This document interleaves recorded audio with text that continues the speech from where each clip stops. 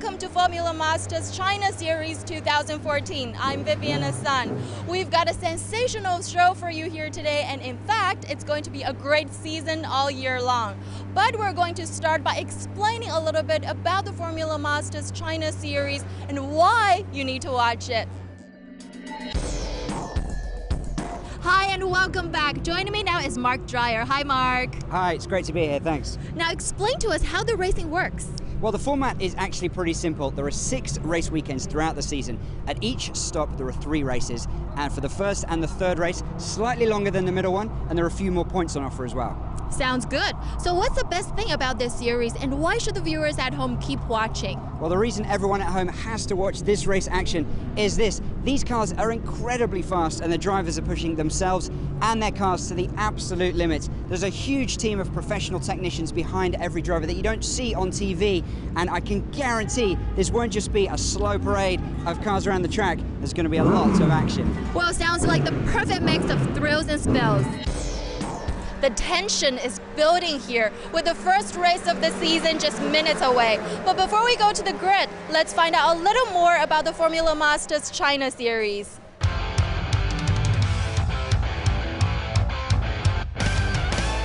Could you introduce the China Formula Master Series to us? Formula Master China Series was invented, or we invented Volkswagen Group of China in 2013 in order to develop young Chinese but also Asian new motorsport talents. We have within China 3 GT racing series where we actually want to foster and develop young drivers into from our side. So where are these young drivers from? We actually have 18 drivers signed up for the whole season. They come from 9 countries. So it's a very international, very competitive field. So talking about racing, what matters the most in your opinion? Obviously you have to be quick, but you have to be mentally really fit. You have to have confidence in your own driving abilities, and at the same time you have to find in a split second the right decision to do, where to go into the corner, where to step onto the brake, where to step onto the throttle. And it's a combination of drivability, of personal fitness, of physical and psychological fitness, and then in the end it's also to have fun in what you do to be successful. Definitely. And what, in your opinion, is the car's most standout feature?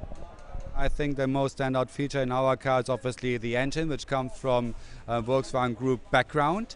But the combination of the car, the engine and the tires, which has proven to be successful, which has proven to be strong, still needs somebody to drive it.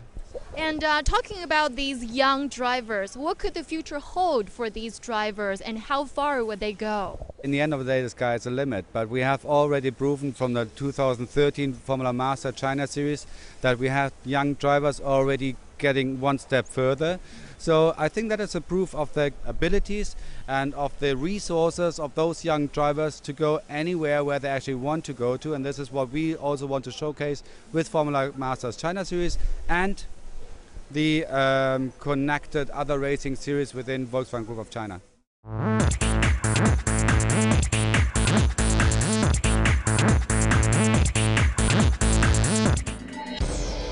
Now here we are at the Zhuhai International Circuit, which is in southern China, just a short distance away from Hong Kong and Macau. And this is actually the first international circuit ever built in China.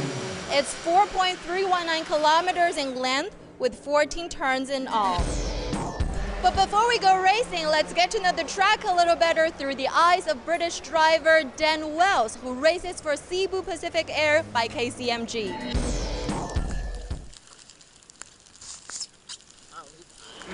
Hello, my name is Dan Wells and welcome to a lap of the Zhuhai International Circuit in less than ideal conditions. So we're approaching the first corner in 5th gear, notching down to 3rd and running a bit around the outside. As you can see, quite tricky conditions, hard on the gas, struggling a bit with oversteer on the exit. Very wet at the moment, so this corner is flat, hard on the gas before coming to turn 4. Brakes down to 2nd gear. I get a bit of oversteer here just to correct the car and avoid the big puddle on the right hand side. Now we'll just ensure that hitting all the gear changes correctly. Again, another flat right-hander, hard on the gas all the way down, braking at about 120 yards, down to second gear. Struggle a little bit with the rear locking there in the car, but get a good rotation and avoid the car on the exit who's come off as about to rejoin. Now we take a little bit of a breather, halfway around the lap now, coming up to turn 9. A tricky braking zone from 5th down to second gear. Struggling with the brakes a little bit and then getting the car nicely rotated. Bit of oversteer on the exit there as we struggle for traction in these wet conditions, and then throwing the car into the left-hander. We get some quite good rotation around there and hard on the gas down to turn 12, the penultimate corner on the circuit. We come here about 100 yards, hard on the brakes, very tricky corner in these conditions. Get a nice rotation at the apex and then hard on the gas. Again, struggling a touch with traction, but not too bad. And again, just thinking about the last corner on the circuit, very fast on the dry, a 5th gear corner, but we have to use 4th in these conditions. And braking just around about the 50-yard board. And then getting a nice rotation, struggling a bit with the front end there, but holding the gas to complete a lap of the Zhuhai International Circuit.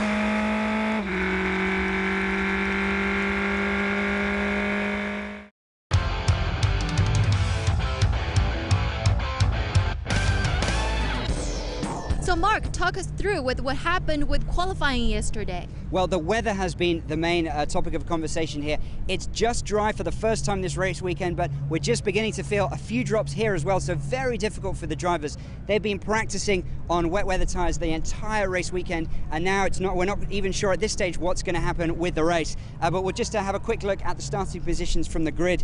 Just alongside us here, 19-year-old South African Matt Swanepoel. He's from the KCMG team. He goes in pole position. Alongside him is his teammate, 17-year-old James Munro from New Zealand. And a third member of that team, Dan Wells, the British driver who's a few years older than them, he's in 4th, so great start for that particular team. In 3rd is the Japanese driver Yuya Motojima. A little bit further down the grid we have 18-year-old Hong Kong driver Matt Solomon. He was 5th overall last year. He's the highest placed returning driver from last season. In 10th we have Yuan Bo. He's the top Chinese driver on the grid for the first race. And then 15-year-old Dharma Hutomo from Indonesia goes in 16th place. Great stuff, Mark. Let's go straight to the race.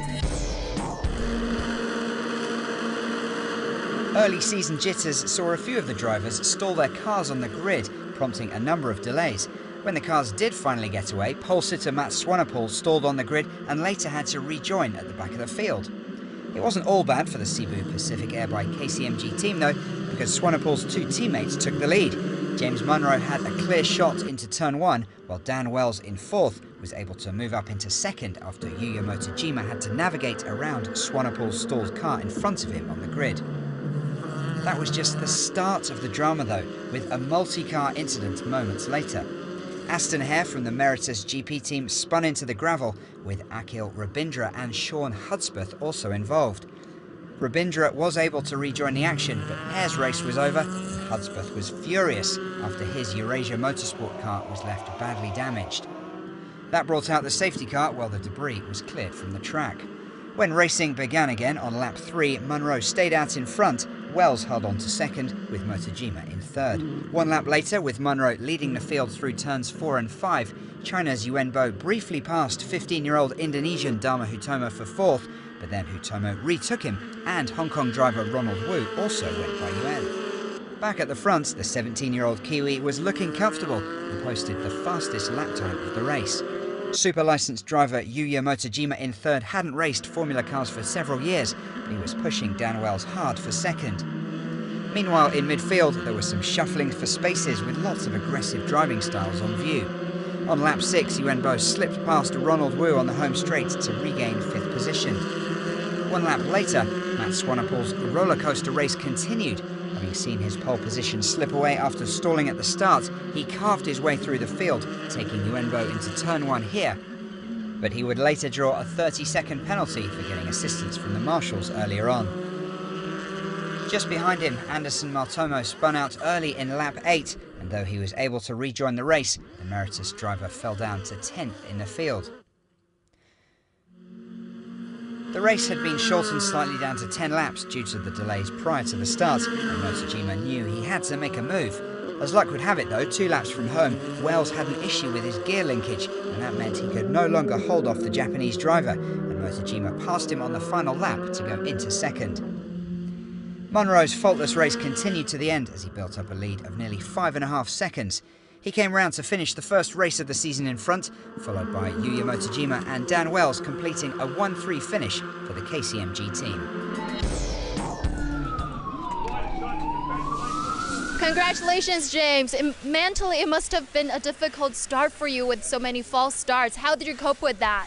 Yeah, I mean, I was wondering what was happening. We did have a long delay, and I didn't let it get to my head, though. I was just tried to stay relaxed, and then obviously Matt overshot his grid box and then messed up his start, and that certainly made it a lot easier. I had a clear run into the first corner, and I just put my head down and tried to get a good gap over the first few laps. I got a good start and went around the outside of the Japanese super license car. Happy with, and we were running okay pace. I was pretty happy, but then set 2-3 laps from home, I lost upshift. So I sort of had to trail around trying to get it into gear and losing quite a lot of time, and so I lost second place.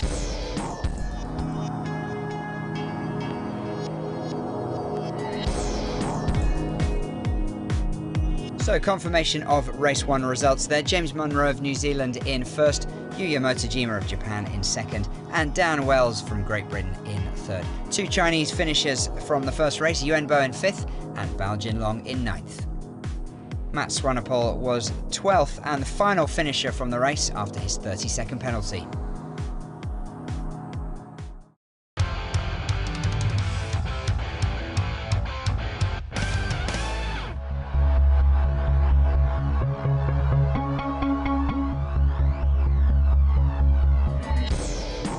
After the first race, the drivers have just been given a quick refresher course on how to start their cars. So fingers crossed, we should get away first this time. The race 1 winner, James Munro, is behind me in pole position 1 right now. Mark, how did the rest of the cars line up? Well, the starting positions for race 2 are actually made up from the fastest lap time for each driver from race 1. As it happens, it's the same top 3 from the finishing position. So we have Munro, MotoGP, Wells on the grid, the top 3 there. Then comes Matt Solomon, the 18-year-old driver from Hong Kong. Dharma Hutomo has had problems on the formation lap, so he was due to start in 5th, but he's not yet on the grid. So we're still waiting to see whether he gets here in time or whether he starts from pit lane. Next to me here is the South African driver Matt Swanepoel, who had all those problems on the starting grid, but he was in pole position from the first race, so he's in good form. He starts in 6th position, just ahead of Bao Jinlong, the top Chinese driver in the race. Just one final thing, some of the quicker drivers will be starting from the back of the grid. That's because they were unable to record a fastest lap time in the first race, but they'll be trying to make their way through the field as the race progresses. But the rain is literally now just coming down, and it's starting to get pretty heavy pretty quickly, so it's going to be very, very tough for these drivers. Thanks, Mark. Let's go to all the action in race 2 now. The formation lap prior to the start of every race tends to be a quiet procession around the track, but in this weather nothing was guaranteed. The rain was so bad that even at a much reduced speed, danger was still lurking around every corner. Before the race had even started, Matt Swanepoel in 6th position was taken out by Star Racing Academy driver Bao Jinlong, with the South African's car left in no state to continue. That brought out the safety car, but still there were problems. While Bao's car was being removed from the track, his Zen Motorsport teammate Ronald Wu spun out, with both now out of the race. Still the safety car continued, and still the rain came down in sheets. Dharma Hutomo hadn't even made it as far as the formation lap, spinning out before he could even line up on the grid. Next to go was Anderson Martono, who spun out with the drivers still under the safety car. He was able to rejoin the field, but was right at the back. Conditions had left the stewards with no option but to leave the safety car out for 4 laps of the 7-lap race. Just before the safety car finally moved aside, Hu Junjin ran into problems, with half of the field now affected before true racing began. When the cars were let go on lap 5, pole sitter James Munro held his position and began to build a gap. Yuya MotoGP followed behind him in 2nd, and although he attempted to catch up, the Porsche Carrera Cup Japan driver couldn't get close. With several cars finding turn 4 tricky in the rain, Mandla Mdekani did a 180 as he slid off the track, while squeezed between his 2 Meritus GP teammates Aston Hare and Anderson Martono. Mdekani managed to get back on the track, but he was now dead last of all the cars that remained. With the race now coming down to a 3-lap shootout, Munro still led from MotoGP at the front. Following the leading pair were Dan Wells and Matt Solomon. Wells in fact ended the race with his car stuck in 4th gear, which made it pretty interesting around the hairpin in particular, but it cost him a couple of places late on. Anderson Martono's second spin of the afternoon, this time on lap 6, saw his race over prematurely. Also on lap 6, Matt Solomon went past the struggling Wells, giving the Eurasia Motorsport team its first podium position of the season. James Munro had a 3-second cushion by the end and showed he was equally at home in both wet and dry conditions, with his victory giving KCMG 2 wins out of 2. Yuya Motojima followed him over the line for the second straight race, with Solomon in 3rd. Congratulations again, James. Another win. Was it harder than the first race? Yeah, thanks very much. I mean, it was quite a short race actually by the time we actually got going behind the safety car. If anything, it was a little easier than the first race, because of the distance and also just that I had much better visibility than all the other drivers, which made it a lot easier for me, so I was able to pull a gap. Incredible conditions. Was it as bad out there as it looks from here? Yeah, it's okay. I'm happy with 3rd after quite a difficult start to the weekend. Obviously, I missed all the testing because I had exams. But I'm here now. I'm on the podium, so we're ready to get our 2014 season going. So, good job. Thank you.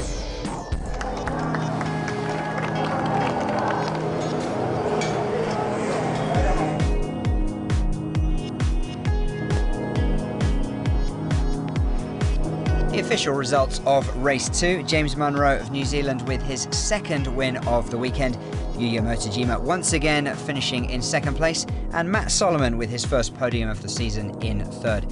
Yuan Bo was again the top Chinese driver to finish, and Yin Haitao, the other Chinese driver there, in 9th.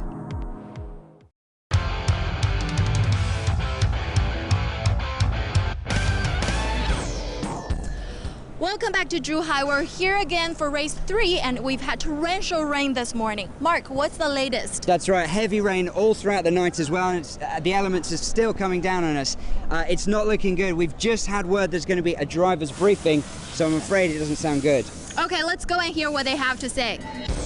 For safety reasons, the stewards have decided that we will not cancel this race, but they will postpone it to a further date.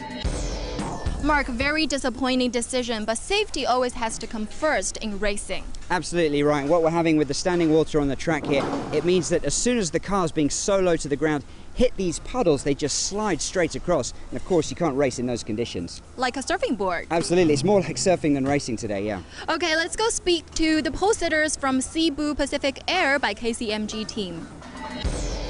It's been a great weekend. It's a great way to kick off the season. And what do you guys take away from this race? Sure, there are a lot of positives that have come out this weekend. I'm feeling a lot more confident with the car and got a lot more experience after this weekend, which is important for me as I've only done 1 year in cars, so lots to look forward to. And for you, James, I have to say it has been a perfect weekend for you so far. So presumably you wanted this to go on as long as possible? Yeah, definitely, because I was quite confident of having another good result in that race. So I am a little disappointed that it's been cancelled, but I think at the end of the day it was the right decision because it was quite dangerous out there by the looks of it. Mm-hmm.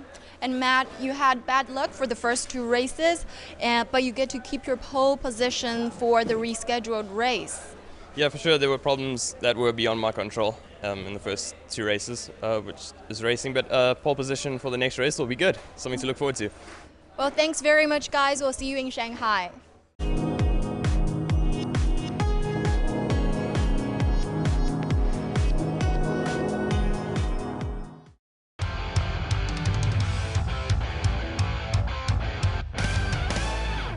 Despite the rain, we've still had a lot of great action of our racing weekend here in Zhuhai. Let's go and take a look at the best overtaking move of our weekend in our Masters Pass. Matt Swanepoel in the dark blue, number 49 car at the back behind Yuenbo, and Ronald Wu in the orange, who gets his line into turn 1 all wrong, goes too wide. Swanepoel nips by on the inside and exits the turn in front. Pretty good move there, and there will be lots more of that throughout the season. Let's go and check out the classification of the drivers and the teams. So James Monroe tops the drivers' classification after 2 races with 33 points. Yuya Motojima of Japan second with 25, and Dan Wells third with 16. And here just rounding out the 18 drivers in the field. And for the team classifications, Cebu Pacific Air by KCMG in first with 48 points, Eurasia Motorsport in second, and Japan's super licensed team in third, just 1 point behind. What a great way to start was sure to be a fantastic season all year long. This group of young, talented drivers have experienced the whole range of emotions and still had time to show their skills on the track. And they can't wait to get back in their cars again. But we'll see you all soon in Shanghai.